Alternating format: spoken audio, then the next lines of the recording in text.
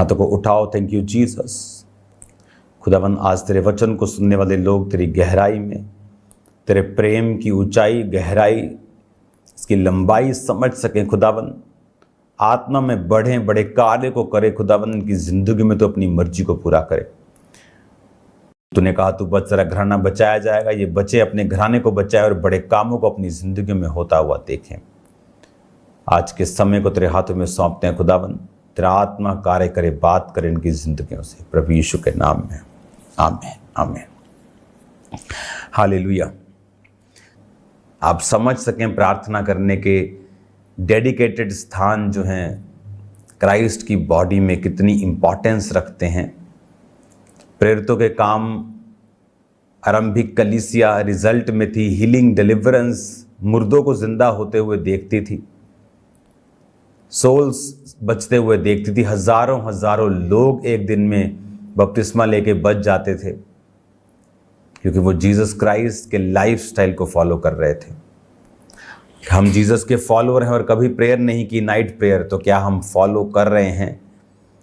हमारा प्रार्थना करने का कोई स्थान नहीं है, कोई स्पेशल प्लेस नहीं है, कोई स्पेशल वैल्यू नहीं है उन चीज़ों की हमारी स्पिरिचुअल लाइफ में, और इसीलिए वो उतना रिजल्ट भी नहीं है जो होना चाहिए। हालेलुया। जीसस ने कहा था कि तुम मुझसे भी बड़े बड़े कार्यों को करोगे। जब आप 12 साल की लहू बहने वाली औरत के इंसिडेंट को, बाइबल में घटना को पढ़ते हैं, तो उसमें लिखा है कि उसने जीसस क्राइस्ट के कपड़े के छोर को छुआ और वो चंगी हो गई थी। और जीसस ने कहा तुम मुझसे भी बड़े बड़े कार्यों को करोगे। जब सुलेमान सफल हुआ तो रीजन क्या था? उसने दाऊद की जिंदगी को फॉलो किया।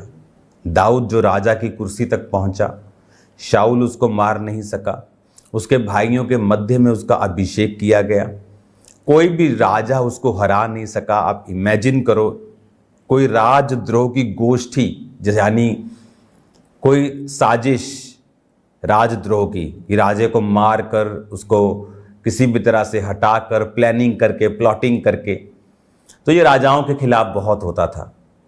इमेजिन करो अपने बुढ़ापे में, जब वो एक तरह का रिटायर्ड राजा बोल सकते हैं कि कम आता था, तो भी उसको लोग हटा नहीं पाए।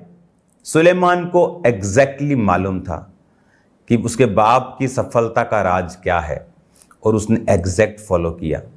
बाकी बच्चे, कोई इस मुश्किल में रह गया, इस कंफ्यूजन में रह गया कि मेरा दादा, मेरा नाना राजा है, क्योंकि दाऊद की जो एक पत्नी थी जो राजकुमारी थी, उसने बहुत से राजकुमारियों जो दूसरे राजा थे उनकी बेटियों से भी शादी की थी। तो वो बेटे जो राजकुमारियों से पैदा हुए थे, जिनके नाना राजा थे, तो उनको ज़्यादा एक्सपीरियंस था, बैकग्राउंड थी, ब्लड लाइन में ही वो ऐसे थे, और इसीलिए वो मार खा गए। उन्होंने स्पिरिचुअल लाइन को फॉलो करना मुनासिब नहीं समझा, और सुलेमान उस चीज़ को फॉलो कर पाया जो दाऊद फॉलो करता था। अब एक बाप नहीं चाहता कि उसके बच्चों की लाइफ में रिजल्ट ना हो। जीसस क्राइस्ट ने कहा मैंने तुम्हें चुना और ठहराया कि तुम बहुत सा फल लाओ। लेकिन अगर मुझे जीसस क्राइस्ट सा फल लाना है तो मुझे जीसस क्राइस्ट के जैसा ही बनना पड़ेगा। बाइबल कहती है कई बार वो भोर में सूरज उगने से बहुत पहले, कितना पहले, आप लगा लो कि रात के 1-1:30 बजे, 2 बजे वो प्रेयर करने के लिए जाते थे। तो कितने लोग हैं जो रात को प्रार्थना करने के लिए उठते हैं। बाइबल कहती है जब जीसस क्राइस्ट हीलिंग सर्विस ले रहे होते थे तो आके चेले बोलते थे कि बड़े बड़े लोग तुझे मिलने के लिए आ रहे हैं, तो जीसस बोलते थे अभी मुझे प्रेयर करने जाना है। प्रभावित नहीं होते थे लोगों से, प्रेयर के टाइम को प्रभावित नहीं करते थे, किसी भी तरह से बाप के साथ अपने संबंधों को कमजोर नहीं करते थे। और हमारे कितने लोग हैं जो रोज प्रेयर करने के लिए जाते हैं, कितने लोग हैं जो अलग टाइम में प्रार्थना करने के लिए जाते हैं, वो बच्चा रो रहा है जी, वो फलाना हो रहा है जी, वो बड़े होके आपको रुलाएंगे अगर आप अब परमेश्वर के पास नहीं जाएंगे। तो संसारिक रुकावटों को तोड़कर, इग्नोर करके, उन पर पांव रख के, उन पर कब्जा करके, उन पर फतह पाके आपको प्रेयर लाइफ को स्ट्रांग करना है। अदरवाइज वो रिजल्ट जब आपकी लाइफ में नहीं होता तब डाउट आता है, पाप आता है, शैतान की प्लानिंग और प्लॉटिंग फिर आपकी लाइफ में स्टार्ट होती हैं।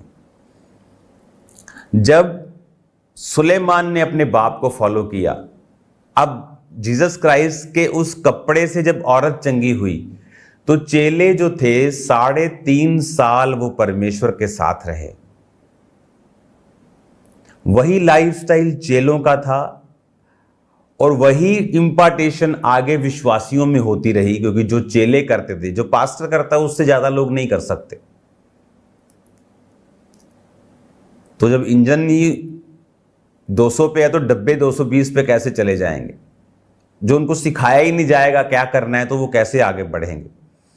तो वो कलीसिया में प्रेरितों से जो इंपार्टेशन हो रही थी वो सब लोग उसे फॉलो कर रहे थे, और लिखा एक ग्रेट रिजल्ट और एक ग्रेट बेदारी, हीलिंग्स, डिलीवरेंसेस, साल्वेशन, हजारों बपतिस्मे एक एक दिन में होते थे। आज कितने बपतिस्मे आप देते हो हफ्ते में?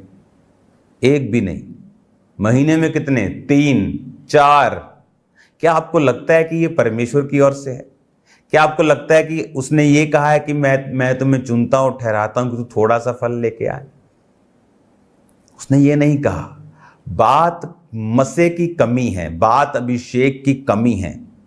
बात यह है कि हम अपनी कमियों को वचन की शिक्षा की आड़ में छुपाना चाहते हैं, और परमेश्वर ये नहीं चाहता।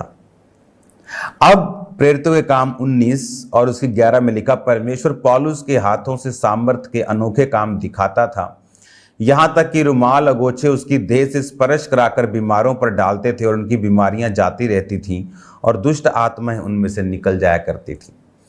अब जब फॉलो जीसस क्राइस्ट को किया, अब जब मेरा मालिक, मेरा बाप जीसस क्राइस्ट है, मैं उसी के जैसे चल रहा हूं, तो उसी के जैसे रिजल्ट भी मेरी लाइफ में होंगे। अब बाइबल कहती है कि परमेश्वर पौलुस के हाथों से सामर्थ्य के अनोखे काम दिखाता था कि रुमाल अगोछे उसकी देह से, उसकी बॉडी से स्पर्श करा के लोग बीमारों पर रखते थे, बीमार चंगे हो जाते। ये क्या था? ये वही रिजल्ट था जो जीसस क्राइस्ट की लाइफ में था। और वो कहता है कि मेरे बच्चों, मैं तुम्हें चुनता ठहराता हूं, क्या तुम मुझसा बड़ा सा फल लेके आओ और तुम्हारा फल जो है वो बना रहे। ये परमेश्वर का प्लान है, ये उसकी इच्छा है। और इसीलिए बाइबल कहती है पौलुस उसको एग्जैक्ट फॉलो करता था। अगर आप बाइबल ध्यान से पढ़ेंगे तो आप पाएंगे कि पौलुस जो था वो प्रेयर करने के लिए अलग स्थानों में जाता था। बाइबल कहती है एक बार पौलुस प्रेयर करने के लिए शहर से बाहर जा रहा था, प्रेयर करने के लिए, जस्ट फॉर प्रेयर, नदी के पास। और जब वो प्रार्थना करने के लिए बाहर जा रहा था तो उसे एक औरत मिली और उसने वचनों को सुना। और जब उसने वचनों को सुना तो उसने अपना जो जीवन था वो परमेश्वर को दिया। हालेलुया। अब प्रेरितों के काम 16 उसकी 13 में लिखा, सब्त के दिन हम नगर के फाटक के बाहर नदी के किनारे ये समझकर गए कि वहां प्रार्थना करने का स्थान होगा, और बैठकर उन स्त्रियों से जो इकट्ठी थी बातें करने लगे। और लुदिया नामक थुआतीरा नगर की बैंजनी वस्त्र बेचने वाली एक भक्त स्त्री सुन रही थी। प्रभु ने उसका मन खोला कि वह पौलुस की बातों पर चित्त लगाए। जब उसने अपने घराने समेत बपतिस्मा लिया तो उसने विनती की, यदि तुम मुझे प्रभु की विश्वासनी समझते हो तो चलकर मेरे घर में रहो, और वो उनको ले गई। अब प्रार्थना करने का स्थान ढूंढने के लिए वो नगर से बाहर गए, और क्या हुआ? सोल्स बची, रूहें बचाई गई। आज किन की सेवकाइयों में रूहें बचाई जा रही हैं? वो जो बाइबल टीचिंग का रट्टा लगाते हैं और दूसरे सेवकाइयों को क्रिटिसाइज करते हैं, या वो जो प्रार्थना करने के लिए, प्रभु के साथ समय बिताने के लिए उत्सुक हैं, वो समय बिताने के लिए जा रहा था, लेकिन रास्ते में क्या हुआ, साल्वेशंस हो गई। बड़ी बड़ी अमीर औरतों की साल्वेशंस हो गई। अमीर औरत है तो प्रभाव डालेगी लोगों पे जाके, तो परमेश्वर ने उसके जरिए से रूहों को बचाया। परमेश्वर जब पतरस और यूहन्ना प्रेयर करने के लिए जा रहे थे तो लंगड़े को चंगा किया, सोल्स भी बची, लंगड़े भी चंगे हुए। कब? जब प्रेयर करने के लिए जा रहे थे। तो आज जब प्रेयर करने का इंपॉर्टेंस, उसका स्थान मेरी लाइफ में, आपकी लाइफ में अगर नहीं है तो वो रिजल्ट भी नहीं होता। अब जब प्रेरितों के काम पढ़ते हैं कि रुमाल गोचे पौलुस की देह से छुआकर जब बीमारों पे लगाते थे। अगर आज पौलुस ऐसा करता तो सो कॉल्ड बाइबल जो टीचर्स हैं वो उनके पीछे लग जाते और बोलते ये तो शैतान है, ये तो दुष्ट आत्मा का काम है।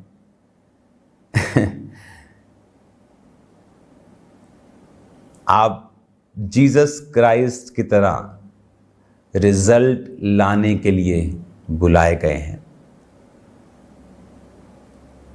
तो जब जीसस क्राइस्ट ने जो किया, वो कहता है कि मैं वही करता हूं जो अपने बाप को करता हुआ देखता हूं। पौलुस ने वही किया जो उसने अपने पिता को, जीसस क्राइस्ट को करते हुए देखा। सेम रिजल्ट उसकी लाइफ में। लोग उसके देह से रुमाल को छुआकर बीमारों पर लगाते थे और बीमार चंगे हो जाते थे। दुष्ट आत्माएं, लिखा, उनमें से निकल जाया करती थी। वो सामर्थ का ट्रांसफर होता था, वो सामर्थ, वो अभिषेक का ट्रांसफर होता था। बाइबल कहती परमेश्वर ने बहुत सी निर्जीव वस्तुओं को इस्तेमाल किया है बाइबल में। उसका मसा जो है वो आज भी काम करता है अगर हम जीसस क्राइस्ट के जैसे अपनी लाइफ को बना लें और उसे फॉलो करें। और प्रेयर करने की एक इम्पॉर्टेंस, गॉस्पल सुनाने की एक इम्पॉर्टेंस, फास्टिंग की एक इम्पॉर्टेंस, स्पिरिचुअल लाइफ के लिए एक इम्पॉर्टेंस अपनी लाइफ में ज़रूरी रखें। आरंभिक कलीसिया रोज इकट्ठी होती थी।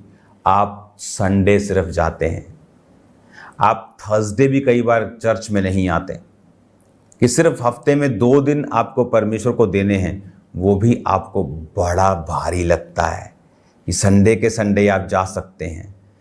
क्योंकि हमारी लाइफ में हम खर्चना नहीं चाहते अपने पैसों को, अपने टाइम को, हम डिस्कम्फर्ट नहीं लेना चाहते, हम आराम से जीना चाहते हैं। और फिर जब आराम से आप जीते हैं और जब आप हफ्ते में 1 दिन जिम जाते हैं तो आप सोच सकते हैं कितने साल लगेंगे आपके डोले बनने के लिए।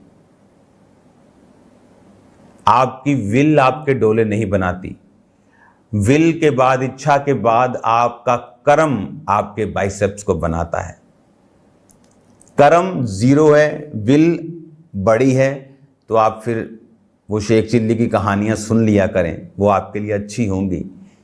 क्योंकि वो भी कर्म 0 और सोच बड़ी और कर्म 0 माइनस। तो फिर क्या फर्क है उनमें और आप में कि सोच तो है पर कर्म नहीं है। चर्च जाना नहीं, टाइथ देना नहीं, प्रेयर करनी नहीं, बस अपने पास्टर को तंग करना कि इसके लिए प्रेयर कर दो, इसके लिए प्रेयर कर दो, इसके लिए प्रेयर कर दो। वो कोई बाबा, कोई जादू, कोई टोना करने वाला नहीं है। वो आपको परमेश्वर की शिक्षा दे रहा है, परमेश्वर के साथ मेल मिलाप करवा रहा है। उसकी प्रेयर आपकी हेल्प करेगी अगर आप परमेश्वर में सही जेन्युइन रीति से चल रहे हैं। तो जब वो आपको छुएगा, परमेश्वर आपको छुएगा, स्पर्श करेगा, या जब परमेश्वर आपकी लाइफ में काम करना चाहता है तो वो उनको इस्तेमाल करता है। लेकिन ये बिल्कुल सही तरीका नहीं है कि खुद कुछ नहीं करना और अलग अलग पास्टर्स को कॉल करते रहना प्रेयर करने के लिए। तो फिर क्या फर्क है आप में और अन्य जातियों में, जो अपने चरित्र की परवाह नहीं करती, बस सिर्फ ये देखती है कि मुझे कौन से जादू टोना करने वाले के पास जाकर पैसा देना है और काम करवाना है। आपको ये बात समझनी है, इस बात के ऊपर चलना है, जीसस क्राइस्ट के जैसी लाइफ को लेना है।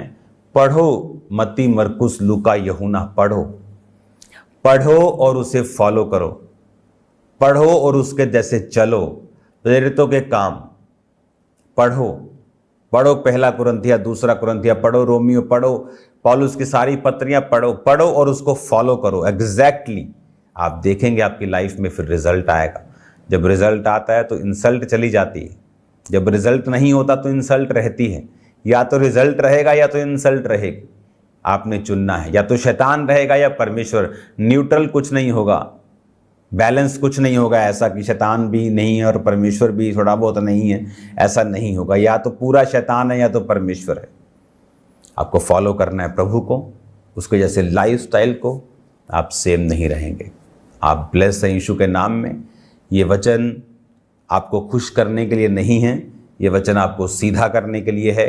ये कड़वा हो सकता है लेकिन आपकी लाइफ को सेम नहीं रहने देगा। आमीन। God bless you all. बहुत से लोग, मैं फिर आपको बता रहा हूं, अपनी लाइफ में फुली फल नहीं ले पाते क्योंकि वो लोगों को खुश करना चाहते हैं। अगर आप लोगों को खुश करते रहेंगे, आप फल नहीं लाएंगे। लोग मुझसे मिलते, मैंने कहा आपके परिवार में आपको कितने साल हो गए प्रभु में आए? मुझे जी 22 साल हो गए प्रभु में आए। ओके, आपके मम्मी पापा वो बचे नहीं अभी तक। आपको 22 साल हो गए परमेश्वर में आए, 15 साल हो गए खुदा में आए, और आपके मॉम डैड अभी तक सेव नहीं हुए। नहीं, क्यों? कहाँ जाते हैं? किस संगति में जाते हैं? हाँ, हमारे घर के पास है। हम अगर कहीं और जीवित चर्च में जाते तो हमारा पास्टर नाराज होता है। इसीलिए तुम्हारे मॉम डैड सेव नहीं हुए, क्योंकि तुमने जीसस क्राइस्ट की कॉलिंग को नहीं, तुमने एक व्यक्ति की कॉलिंग को पकड़ा। वो नाराज ना हो, इसीलिए तुमने ऐसा किया। और इसीलिए तुम्हारे फैमिली की साल्वेशन और बरकतें अभी तक रुकी हैं, क्योंकि जीसस क्राइस्ट प्रसन्न नहीं जब हम शरीर को फॉलो करते हैं, स्पिरिट को फॉलो करते हैं। हमारी लाइफ में परमेश्वर काम करता है। इसलिए पौलुस ने कहा, अगर मैं सब मनुष्यों को ही प्रसन्न करता रहता तो मसीह का दास ना होता। क्राइस्ट को फॉलो करें, जीवित चर्च में जाएं। आपको खर्चा करना पड़े, आपको फाइट करनी पड़े, लेकिन उसका रिजल्ट फिर आपकी लाइफ में होगा। रिजल्ट आएगा इन जीसस नेम। हालेलुया। अपने मेंटर को मिलना जरूरी नहीं, सुनना बहुत जरूरी है। अगर आप शिक्षा सुन सकते हैं, आप फिजिकली एक चर्च में जाके आप सुसमाचार टीम में हैं, आप शिक्षा सुन रहे हैं, आप सेम नहीं होंगे। आप ब्लेस होंगे, आप ब्लेस होंगे यीशु मसीह के नाम में। अपनी आंखों को बंद करो, अपने हाथों को उठाओ। खुदावन आपको बरकत दे, वो आपको ब्लेस करे, वो आपकी हदों को बढ़ाए, प्रभु यीशु मसीह के सामर्थी नाम में। आमीन, आमीन।